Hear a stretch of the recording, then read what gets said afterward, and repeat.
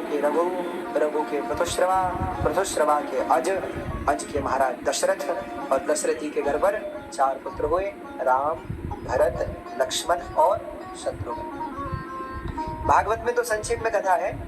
गुरुवरधय दत्तराज्यो विचरदनुवनं पद्मपद्भ्यां प्रियाया पाणिस्पर्शा क्षमाभ्यां व्रजति पथरुजो यो हरीन्द्रांजाभ्यां वैरूप्याचूर्फणक्या इति प्रियवीरहरुषारोपितो भ्रूविजृम्भ त्रस्ताब्धिर्बद्धसेतु खलदवदहन कौशलेन्द्रोऽवतान्नः।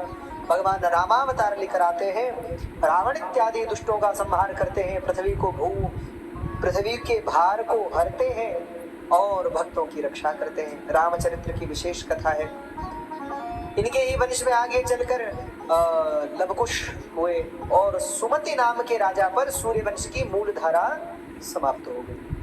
अब चंद्रवंश की ओर चले तो चंद्रवंश में सबसे पहले हुए भगवान नारायण, नारायण के ब्रह्मा, ब्रह्मा के अत्रि, अत्रि के चंद्रमा, चंद्रमा के बुध, बुध के पुरुरवा, स्वर्ग की अप्सरा उर्वशी के साथ हुए। इनके ही वंश में आगे चलकर नहुष इत्यादि पुत्र हुए और जिन्होंने स्वर्ग पर भी शासन किया।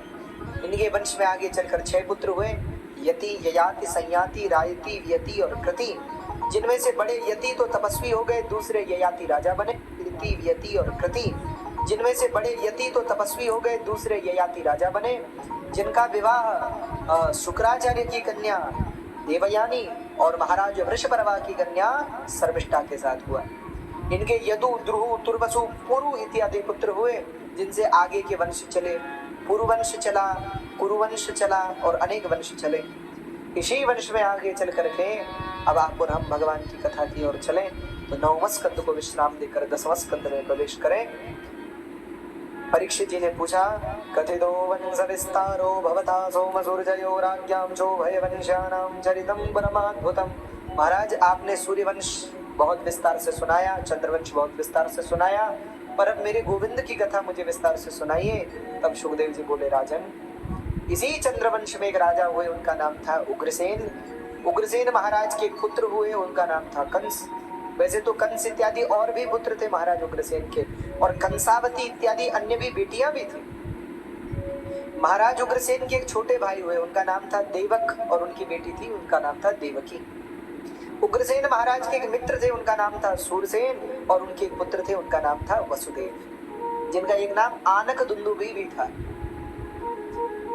कहते वसुदेव जी का जब जन्म हुआ तो देवताओं के दुंदुभियां स्वयं बजने लगी, इसलिए उनका नाम एक आनक दुंदुभी भी हो गया। समय आने पर कंस ने अपने पिता का राज्य छीन लिया और पिता को जेल में बंद कर दिया। तब राजा हो गया कंस। समय बीतने लगा। अब कंस को अपनी बहन के विवाह की चिंता सताई, देवकी के, किससे विवाह करूं? तो वसुदेव जी को बुलाए, बोले, मित्र, तुम मेरे प्रिय मित्र हो, तुम देवकी से विवाह करो। तो पहले तो वसुदेव जी ने कहा, भाई मेरे पहले ही बहुत विवाह हो गए हैं। पर कंस ने कहा, मित्र, इसे मेरे प्रेम की भेंट मानकर स्वीकार कर लो।